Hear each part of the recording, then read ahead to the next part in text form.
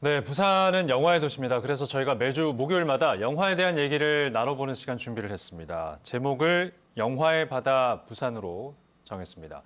저희가 지난주에 기생충 아카데미상 수상 여부에 대해서 남동철 프로그래머와 얘기를 나눠봤는데 정말 그 현실이 됐습니다. 그래서 오늘 부산국제영화제 정한석 프로그래머와 함께 관련 얘기 또 그리고 주목해볼 만한 신인 감독에 대한 얘기 나눠보도록 하겠습니다. 네, 어서 오십시오. 안녕하십니까. 네. 시상식 보셨겠지만 이렇게 4개의 큰 상을 받을 거라고 혹시 예상을 하셨나요?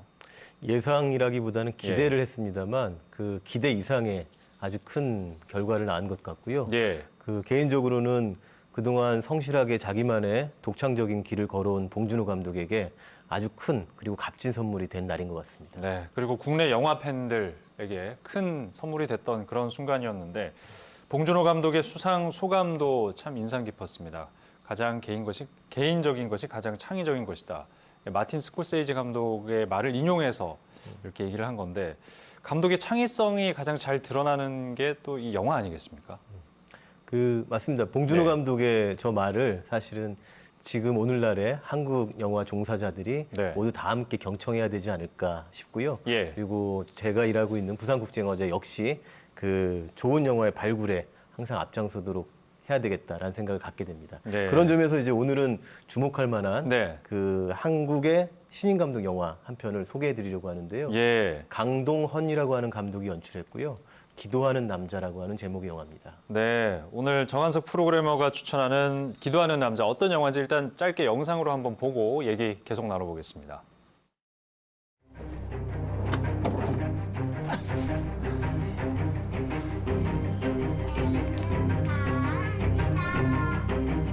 엄마가 수술해야 될 것 같아.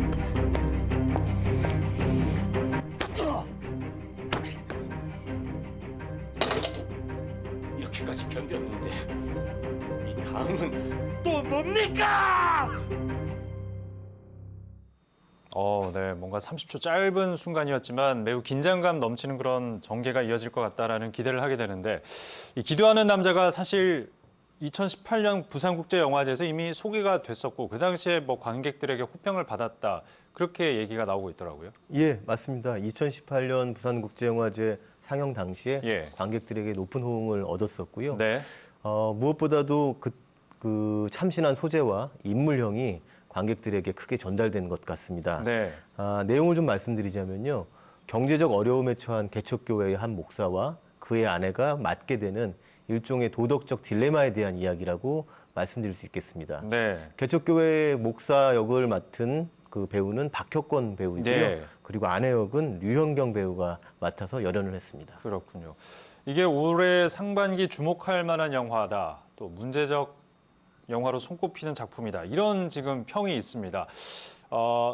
일반 영화 관객들은 어떤 부분을 좀 주목해서 볼 필요가 있을까요? 3가지 정도로 요약해 드릴 수 있을 것 같습니다. 일단은 이 영화가 갖고 있는 소재와 주제면에서의 참신함에 네. 주목해 주시면 좋을 것 같고요.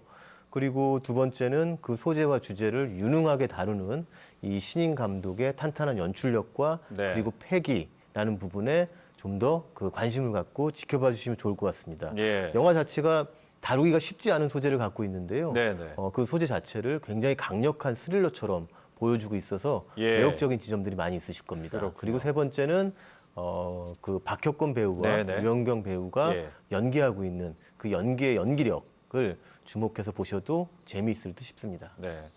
2019년 작년에 벌새 그리고 매기, 엑시트까지 이 신인 감독들의 활약이 대단한 한 해였지 않습니까? 그런 의미에서 기도하는 남자의 강동원 감독 역시 아주 실력을 그동안 탄탄히 쌓아온 준비된 신인이라고요. 예, 맞습니다. 그 강동원 감독은 그동안 단편 영화를 만들었고 기도하는 남자로 데뷔를 했는데요.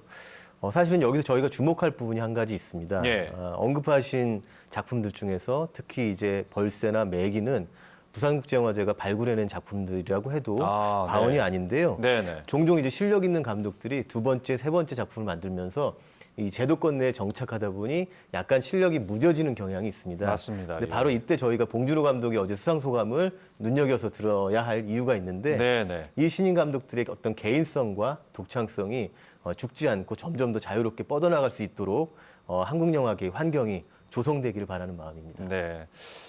그런데 이 개성이 강한 감독들의 독창성이라고 하면 뭔가 좀 그 영화가 어려울 것 같다라는 생각을 하게 되거든요. 기도하는 남자를 한마디로 정리를 해보자면 어떤 영화라고 할 수 있겠습니까? 이렇게 요약해 볼 수 있겠습니다. 예. 우리들이 살아가며 언제라도 처할 수 있는 도덕적 딜레마, 예. 그것에 관한 흥미롭고 기이한 이야기라고 요약해 드릴 수 있겠습니다. 귀에 쏙 들어오게 정리를 해주신 것 같은데 2년 전에 선을 보였는데 이렇게 늦게 개봉한 거 뭐 어떤 이유에서 그런 겁니까? 사실은 이제 현실적인 이유가 있는 건데요. 예. 아무래도 신인 감독의 저예산 영화이다 보니 개봉관을 잡기가 좀 어려웠을 겁니다. 그렇군요. 그런데 거꾸로 말하자면 이런 영화들이 좀 더 안정적으로 배급되고 개봉관을 잡을 수 있는 네. 합리적 배급 시스템이 그만큼 긴급하고 필요하다라는 뜻도 될 것 같습니다. 알겠습니다. 그리고 부산이 또 영화의 도시이기 때문에 이런 신인 감독들, 저예산 독립 영화 이런 영화들이 관객들을 좀 쉽게 찾아갈 수 있는 그런 환경이 부산에 좀 마련이 되면 좋겠다라는 생각을 하면서 오늘 얘기를 마치겠습니다. 정한섭 프로그래머님 고생 많으셨습니다. 고맙습니다. 감사합니다.